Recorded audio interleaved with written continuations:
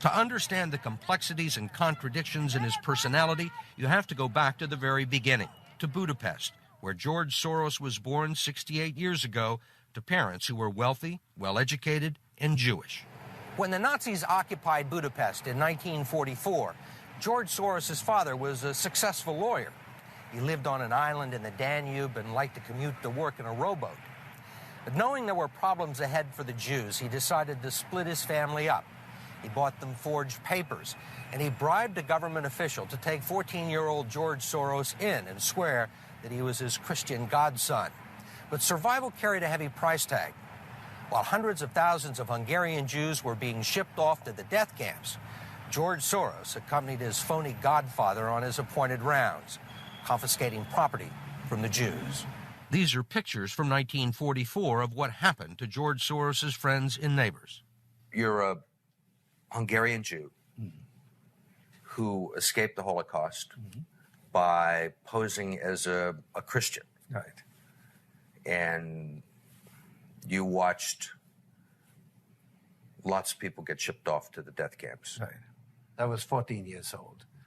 And I would say that that's when my character was made. In what way?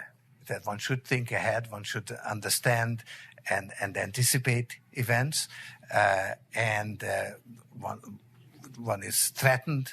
It was a tremendous threat of evil. I mean, it was a very personal experience of evil. My understanding is that you went out with this protector of yours who swore that you were his adopted godson. Yes, yes. Went out, in fact, and helped in the confiscation of property from the Jews. That's right. Yes. I mean, that sounds like an experience that would send lots of people to the psychiatric couch for many, many years. Was it difficult? Not at all. Not at all.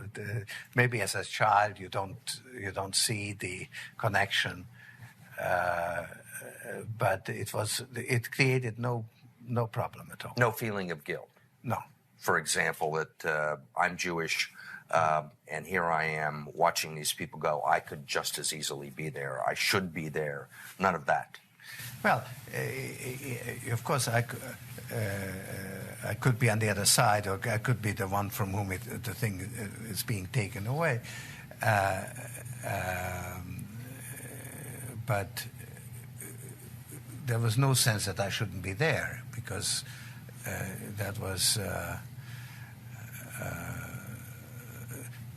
well, actually, funny way, it's just like in markets, that if I weren't there, of course I wasn't doing it, but somebody else would be taking it away anyhow. And it was whether I was there or not, I was only a spectator, the property was being taken away.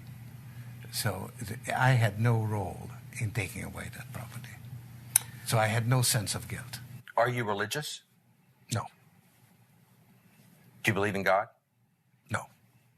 Soros told us he believes God was created by man, not the other way around, which may be why he thinks he can smooth out the world's imperfections.